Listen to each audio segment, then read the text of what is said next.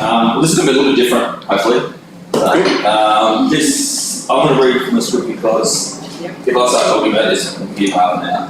So, this is my house, which I was the architect, the owner, and the builder, all that. So, that was pretty exciting. So, I'll jump into it. After living in Brunswick for 20 years, we decided to relocate to meet the needs of our maturing family. Purchased a parcel of land along the Sweetwater Creek with a vision to build a new home. The creek corridor has many geological features, including the grounds waterfall and mature native and indigenous landscape.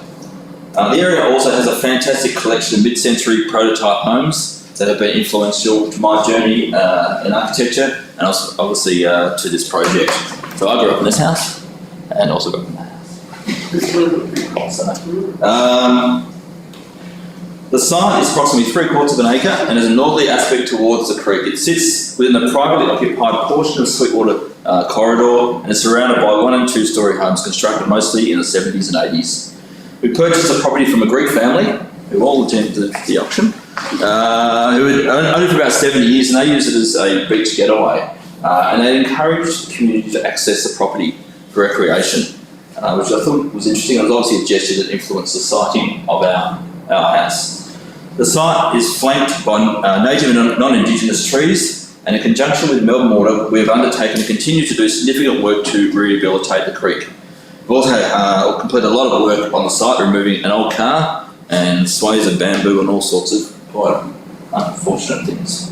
The building is orientated towards the north, which allows the sun to pour into the living room and the external deck that faces the creek. The site is subject to a BMO overlay. A BAL 29 rating was determined, which influenced the external materiality selection.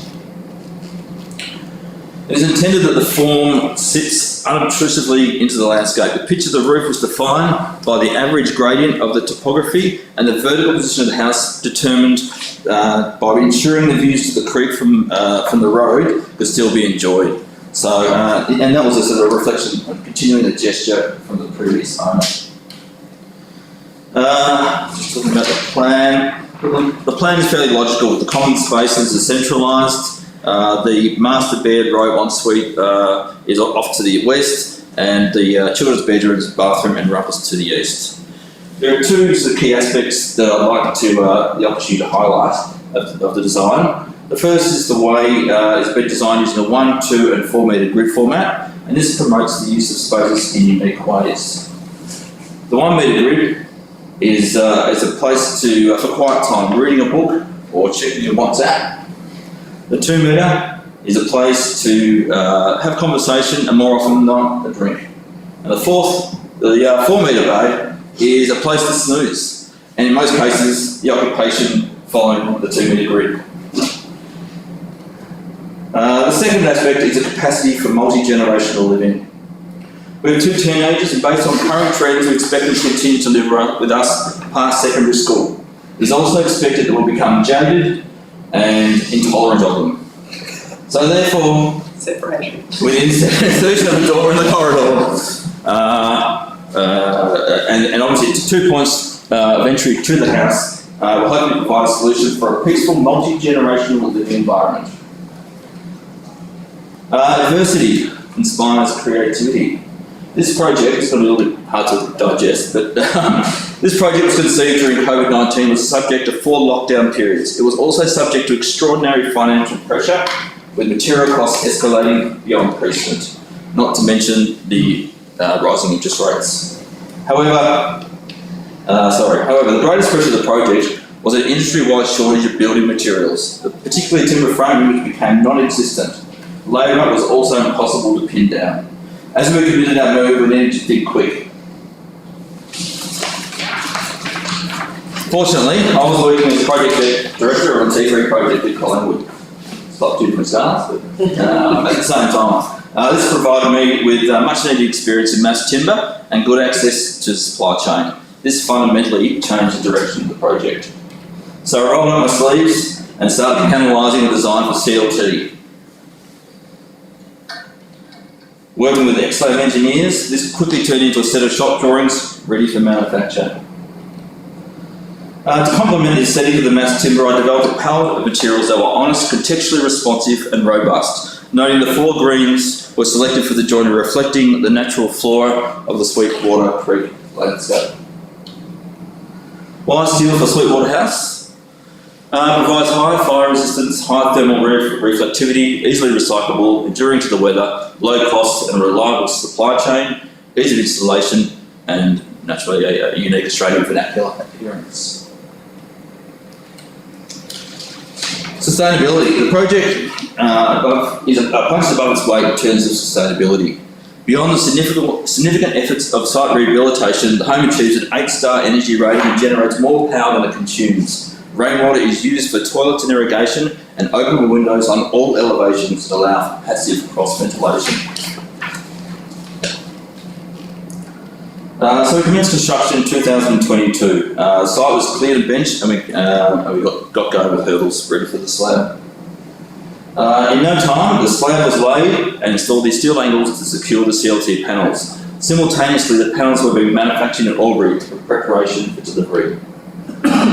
So I'm excited about this whole thing coming together. I decided to hike up the freeway and meet the first delivery and escort it home. Absolutely correct. There were 2 cranes set up on site ready to take delivery and commence erection. We were fortunate to have good weather and great team to pull this all together. The complete erection of the primary structure was complete in 2.5 days. Yeah. It was full on. So then it was over to me to complete the rest, including external rigid installation, windows, doors, and the preparation for the roof and walling. That's my life for 2 months. So 2 months after installation of the CLT, we were locked up and ready for roof, cladding, joinery, and fit off.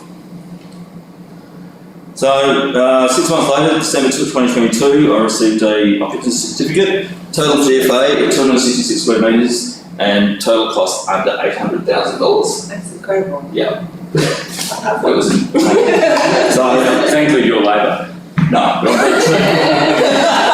That's exactly. So I was very good at that. I don't know. What was my labour? $100,000. Right. So it's still cost effective. So 6 months.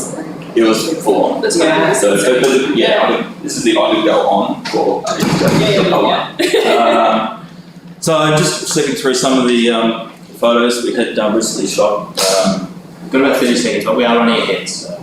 Evening photos. Yeah, so show the photos. Alright, we'll just get through these reasonably quickly. Obviously shot, aerial shot, looking at the house down towards the creek, which is on the left-hand side of it. Another shot looking at, it's quite an extended amount of site rehabilitation work which we've undertaken.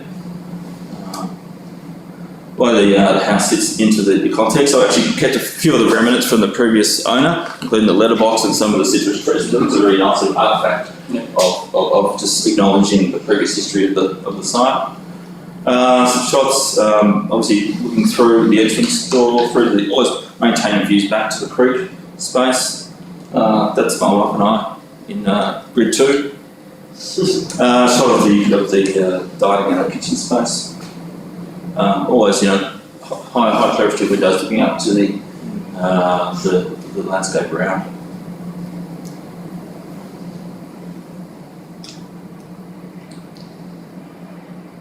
Again, it's all really simple, $2 handles from them, hopefully, and laminate joinery, things like that. Really trying to keep things quite grounded. I think that's probably echoes to the prototype nature of some of those mid-century houses.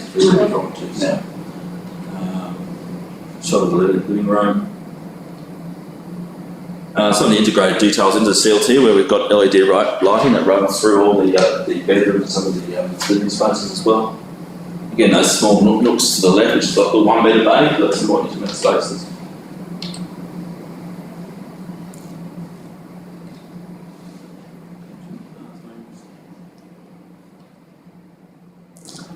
Lots of steel.